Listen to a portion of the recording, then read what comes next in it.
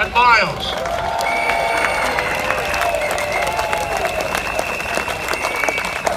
Good afternoon. Good afternoon. I'm Eleanor, and I'm here today to talk to you about our not-for-profit book of testimonies from EU citizens called In Limbo.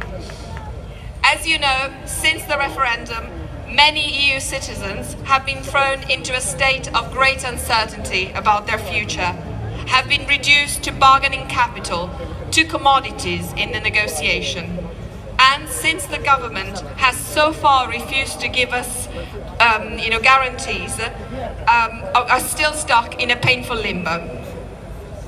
In the month following June 2016, I noticed that many of us had started sharing feelings of worry, anger, betrayal on Facebook, and I thought that if collected in a book, such testimonies would make a much stronger voice. The idea was also to send as many copies as possible to politicians on both sides of the channel to raise awareness of our plight. So far we sent almost 700 copies.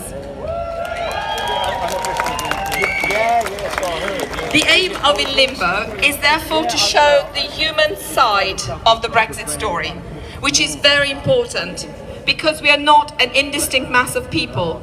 We are 3 million individuals with individual stories, different aspirations, but with an important common root which we share with you, the European one.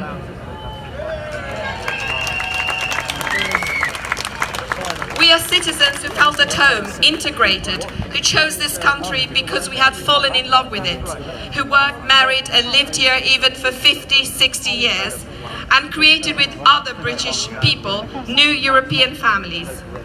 We are this country's teachers, doctors, nurses, waiters, cleaners, mothers and fathers. Yet, we were not given a vote. And with no real guarantees, we have been made to feel like unwelcome guests, like second-class citizens. So, what is this limbo for us?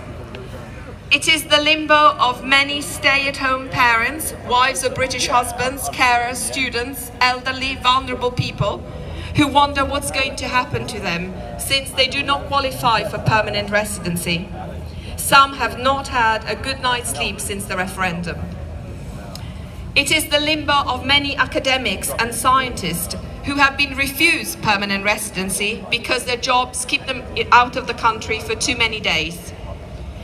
It is the limbo of those who have been repeatedly told, when are they sending you home?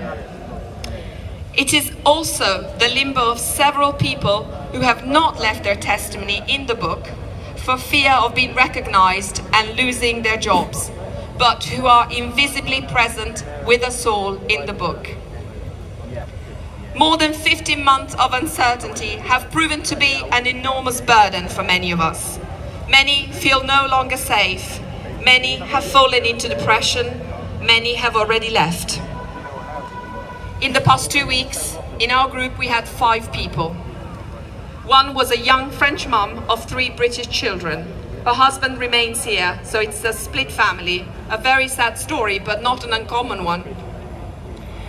So, this is a book about an unnecessary suffering.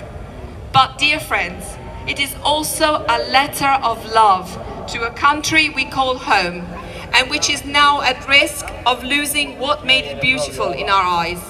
Its tolerance, its openness, its multiculturalism.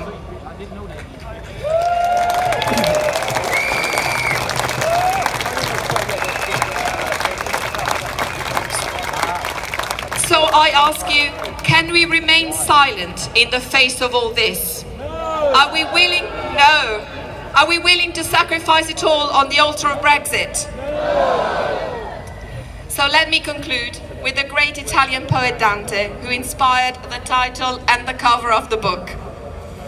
Dante showed great contempt towards those who never took sides in life, and it's not us today. But in the middle of his life, he says, I found myself in a dark forest, for I had lost my way.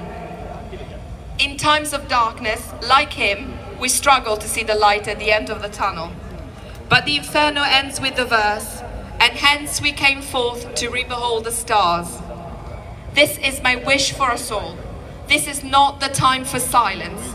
We need to continue to speak out for what is morally right in the hope to re-behold the stars.